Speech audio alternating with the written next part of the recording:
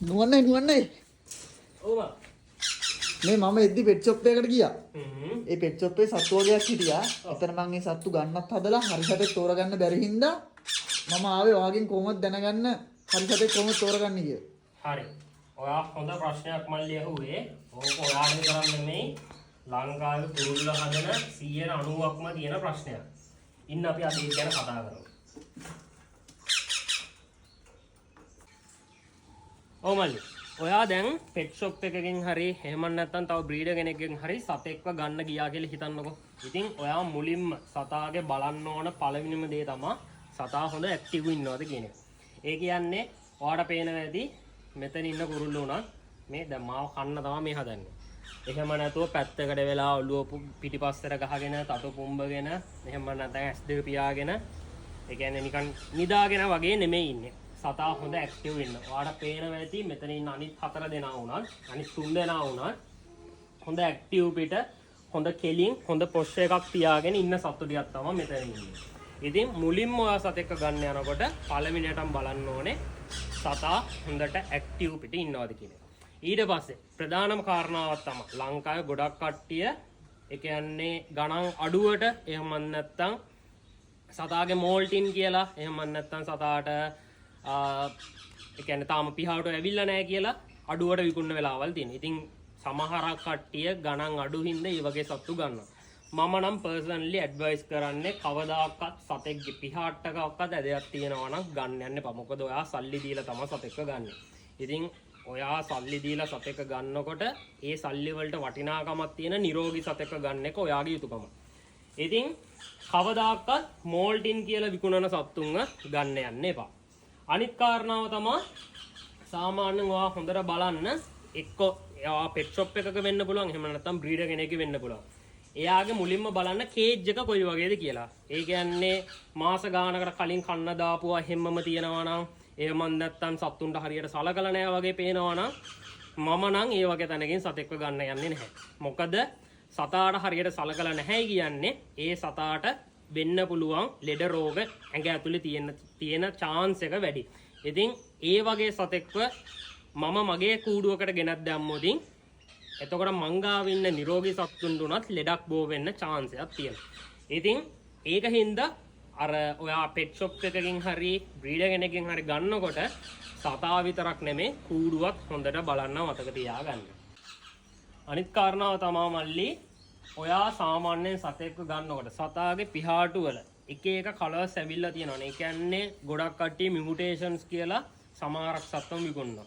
සමහරක් වෙලාවට ඒ කලර්ස් වෙනස් වෙන්නේ මියුටේෂන් එකක් හින්දා නෙමෙයි එයාගේ ඇඟේ තියෙන ලෙඩක් හින්දා වෙන්න පුළුවන්.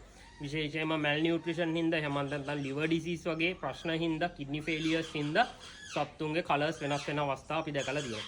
විශේෂයෙන්ම ඉක්ලෙක්ටස් ඇෆ්‍රිකන් ග්‍රේ වගේ සත්තුන්ගේ ඔය ප්‍රශ්නේ නිතරම අපිට දකින්න තියෙනවා. ඔගොල්ලෝ දැකලා ඇති සමහරක් වෙලාවට ෆීමේල් ඉක්ලෙක්ටර්ස්ලා රතු පාට කට්ටියගේ ඇඟේ තනින් තන කොළ පාට ඇවිල්ලා තියෙනවා. එහෙම නැත්නම් කොළ පාට සතාගේ රතු පාට ඇවිල්ලා තියෙනවා. මම දැකලා තියෙනවා සමහරක් කට්ටිය පයිට් කියලාත් විකුණන කට්ටිය ඉන්නවා. ඉතින් එහෙම ඔයාට සතෙක්ව ගන්නකොට සතාගේ පයිට් මියුටේෂන් එකක් තියෙනවා නම් අනිවාර්යෙන්ම සතෙක්ගේ එක ඇඟිල්ලක් හරි සුදු පාටක් තියෙන්න ඕනේ. ඒක පයිට් ජානක ලක්ෂණයක්.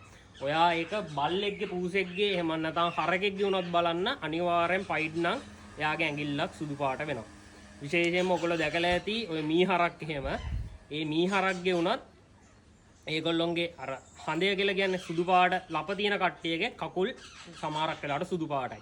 ඉතින් ඒ වගේ ලක්ෂණ තියෙනවා. එහෙම නැතුව නිකම්ම නිකන් කළු පාටට තියෙන කකුල් තියෙන සතෙක්ගේ පිහාටු වල කලයක වෙනස් වුණ පළියට එයා මියුටේෂන් එකක් වෙන්නේ නැහැ.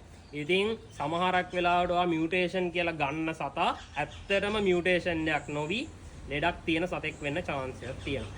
ඉතින් ඒක හින්දා ඔයා අනවශ්‍ය විදියට සල්ලි වේදම් කරන්න කලින් මුලින් ඔයා රිසර්ච් එකක් කරලා බලන්න ඇත්තටම මේ જાති මියුටේෂන් එකක් ඉන්නවද? එහෙම ඉන්නවා නම් ඒ සතෙක්ගේ සාමාන්‍යයෙන් ලෝකේ යන ගණන් කොහොමද?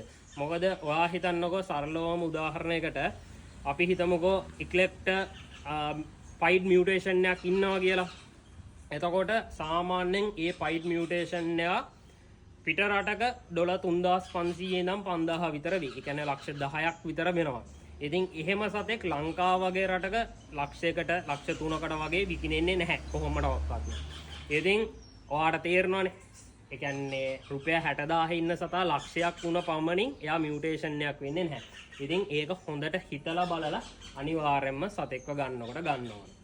ඒ වගේම තමයි ඔයා සතෙක්ව ගන්නකොට සාමාන්‍යයෙන් සතාට කන්න බොන්න දෙන දේවල්. ඒ කියන්නේ ඔයාගේ ගන්න එක්කෙනාගෙන් අහලා දැනගන්න. මොකද සමහරක් කට්ටිය ඒගොල්ලොන්ට හරියට කන්න දෙන විදිහක්වත් දන්නේ නැතුව සත්තු විකුණන වෙලාවල් තියෙනවා. ඉතින් එහෙම කෙනෙක්ගෙන් මම නම් රෙකමන්ඩ් කරන්නේ නැහැ සතෙක්ව ගන්නේ කියලා. මොකද ඇත්තම කතාවේ එයාට ඕනේ ඔයාට සතා විකිණීම පමණයි. ඉතින් ඊට පස්සේ ගොඩක් කට්ටිය අපිට කතා කරලා අහනවා මම සතාව ගත්තා ආවම පෙට් ෂොප් එකට ගියාට පස්සේ කන්න දෙන්නේ මොනවද කියලා ඔක්කත් ඒගොල්ලෝ කියන්නේ. ඉතින් ඇත්තටම මම නම් කියන්නේ එහෙම පෙට් ෂොප් එකකින් ඔයාට ඒ වගේ කියනවා නම් ඇත්තටම එයාත් දන්නේ නැතු වෙන්න පුළුවන් සතාට කන්න බොන්න දෙන්නේ කොහොමද කියලා. ඉතින් ඒ වගේ තැනකින් ඔයා සතෙක් ගත්තොත් ඒ සතාට කන්න දීලා තියෙන දේවල් හින්දා සතාගේ ඇඟ ඇතුලෙන් ප්‍රශ්න ඇවිල්ලා තියෙන්න පුළුවන්. ඒ වගේම සාමාන්‍යයෙන් අපි මොන සතෙක්ව ගත්තත් ඒ සතාව අනිවාර්යෙන් ක්වොරන්ටයින් පීරියඩ් එකකට ලක් කරනවා. ඒ කියන්නේ ක්වොරන්ටයින් කරනවා කියන්නේ අපි සතෙක් ගෙනාවට පස්සේ අපි ගාව ඉන්න සත්තු ගාවට දාන්න නැතුව එයාව වෙනම එහෙම නැත්නම් ජෝඩුවක් ගෙනාවොතින් ඒ ජෝඩුව වෙනම තියලා අපි මාසයකමාරක් විතර නිරෝධානයකට ලක් කරනවා. ඒකෙදි අපි බලාපොරොත්තු වෙන්නේ මේ සතාගෙන් අලුතින් ගේන සතාගෙන් අපේ ඉන්න සත්තුන්ට ලෙඩක් බෝ වෙන්න තියෙන chance එක අවම කර ගැනීම තමයි. ඒතරයි පොඩි සත්තු ඒ කියන්නේ ෆින්චස් වර්ග වගේම දැනගන්න ඕන අපි කොහොමද දැනගන්නේ? ඔව්. ඇත්තරම් මල්ලි ෆින්චස් වර්ග තෝරනකොට අපි ගිරව් විදිහට නෙමෙයි තෝරන්නේ. ඒගොල්ලොන්ට වෙනම විදිහට අපි බලන්න ඕනේ. මොකද ඒගොල්ලොන්ගේ ආහාර රටාවල්, ඒගොල්ලොන්ගේ හැසිරීම්, ඒගොල්ලොන්ට හැදෙන ලෙඩ රෝග පැරට්ස්ලට වඩා වෙනස් වෙනවා. ඉතින් ඒ වගේම තමයි ඒගොල්ලොන්ව ක්වොරන්ටයින් කරද්දිත් අපි විවිධ බෙහෙත් වර්ග පාවිච්චි කරනවා මේගොල්ලොන්ට වඩා. ඉතින් ඒ වගේ දේවල් ඔයාට දැනගන්න කැමති නම් ඔයාට ලේසිම දේ තමයි අපේ පෙට් බාන් ඉනර් සර්කල් එකට ජොයින් වෙන්න. මොකද අපි ඒ වගේ දේවල් A to Z Pet Barn inner circle එකේදී අපි කතා කරනවා. ඉතින් එහෙනම් මම හිතනවා ඔයාට අලුතින් කඩේකට ගිහිල්ලා සතෙක්ව ගනිද්දි සතාව තෝරගන්න විදිය ගැන බේසික් නොලෙජ් එකක් මේ වීඩියෝ එකෙන් එන්න ඇති කියලා. එහෙනම් අද අපි ගිහින්